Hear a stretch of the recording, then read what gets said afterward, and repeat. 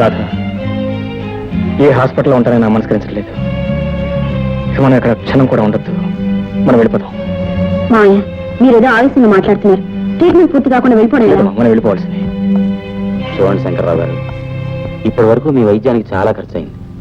ఇంకో 10 రోజుల పాటు జాగ్రత్తగా మందులు వాడితే గానీ మీ ఆరోగ్యం పూర్తిగా కుదరపడదు. అవును మావయ్య, లేకపోతే చేసినంత వృధా అవుతుంది. ఈ ఊర్లోనే ఏదైనా ఇల్లు అద్దెకి తీసుకుని ట్రీట్మెంట్ చేయించుకుంటే బాగుంటుంది. Correct correct.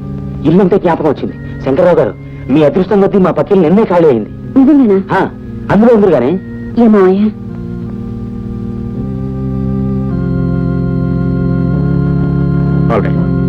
రండి రండి.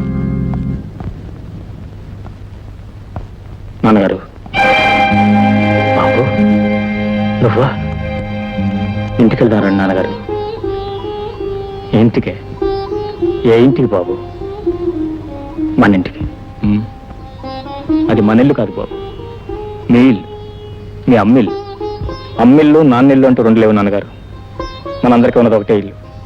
ఆ ఇల్లు కడకల్లాడుతూ ఉండాలంటే మీరు మేము అంతా ఒకే చోట ఉండాలి, అంతా ఆనందంగా ఉండాలి.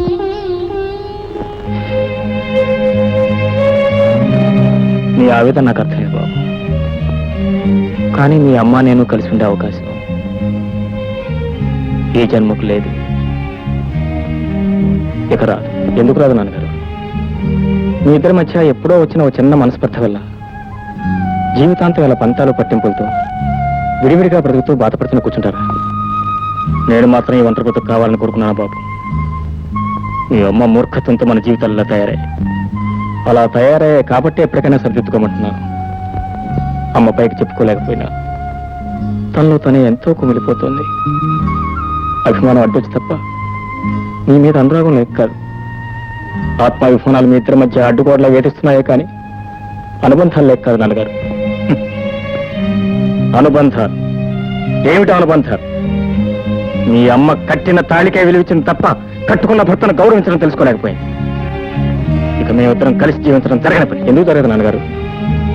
ఎంతసేపు మీ ముండి పట్టుదలతో మీరు మాట్లాడుతున్నారు తప్ప మీ కొడుకు పరిస్థితి ఉంటే ఒక్కసారి ఆలోచించారా?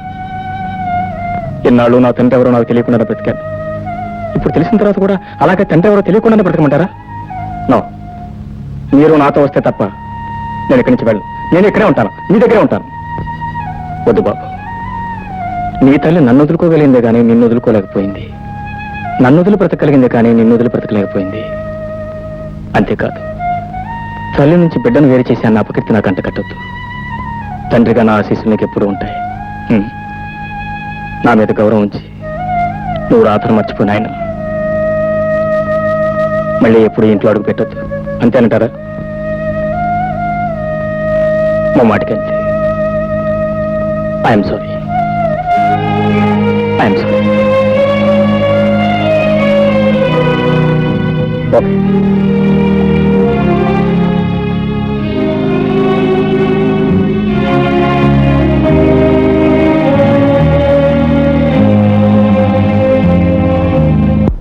పళ్ళరసం తీసుకున్నాం.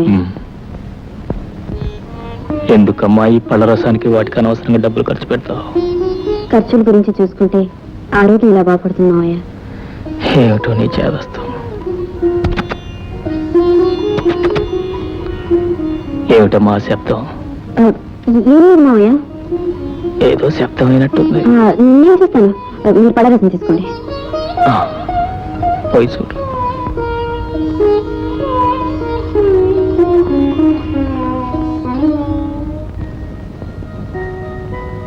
నాన్నగారు ఒంట్లో ఎలా ఉంది? మందులు వాడుతూనే ఉన్నాను, కానీ గాయపడ్డాను. మనసుని ఎలా బాగు చేయాలో నాకు అర్థం కావట్లేదు. Don't worry. మా అమ్మగారిని నాన్నగారిని తప్పకుండా కలపాలనే ధైర్యం నాకుంది. మా అమ్మ మనసు మార్చడానికి నేను ప్రయత్నిస్తాను, నాన్నగారు మనసు మార్చడానికి నువ్వు ప్రయత్నించు. ఓకే? ఓకే, వస్తాను. బాయ్.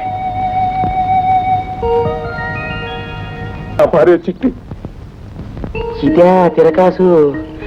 నమస్కారం చిట్టి గారు. హెడ్ గారు, మీరు కలుసుకున్నారు కాబట్టి ఆవిడ మీ ఇంటికే తీసుకెళ్తారో పోలీస్ స్టేషన్కి తీసుకెళ్తారో మీ